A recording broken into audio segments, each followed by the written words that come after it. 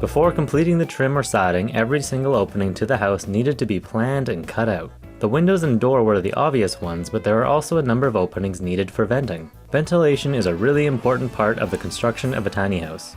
With it being such a small space, moisture and harmful gases can build to dangerous levels quickly, especially with modern building practices that seal the house up so tightly.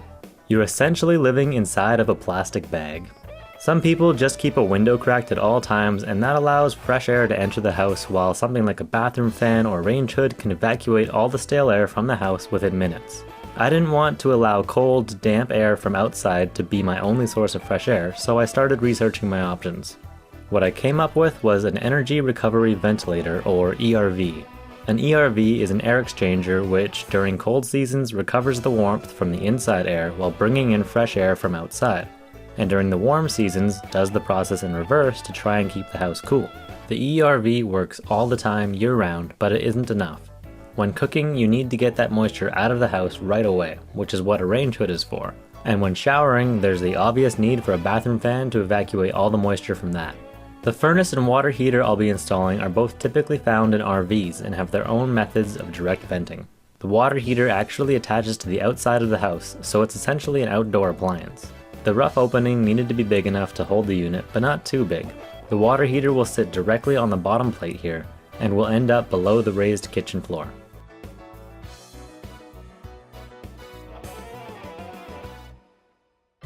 The furnace came with its own venting method and has a direct outdoor intake and exhaust. Yet again, we borrowed an idea from Tiny Nest for this. We took a sheet of cement board and cut out a square.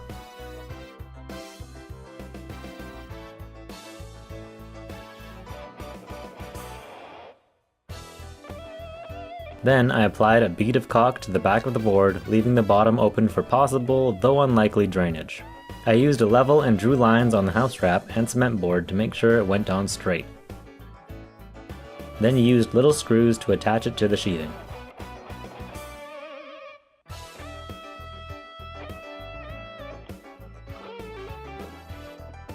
Another quick bead of caulking around it, some blue skin flashing, and that was it until much later when the furnace was to be installed.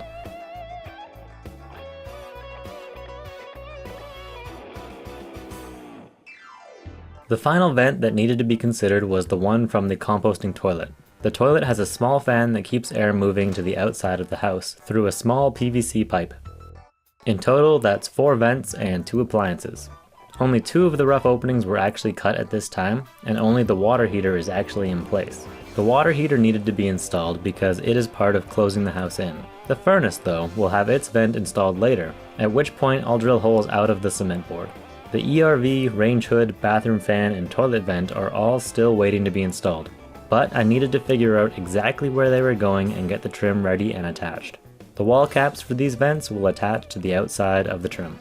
The reason for figuring this all out at this stage was so that the siding could be cut to go around the trim. I didn't want to have to cut through the siding later to install the vents.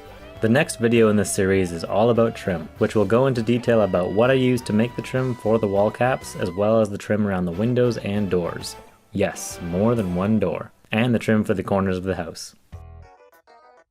Thanks for watching. Don't forget to like and subscribe if you haven't already, and check the description below for links to the Rookie Roost social media accounts, and my Patreon page, where you can support the channel directly in exchange for exclusive content. See you next time at the Roost.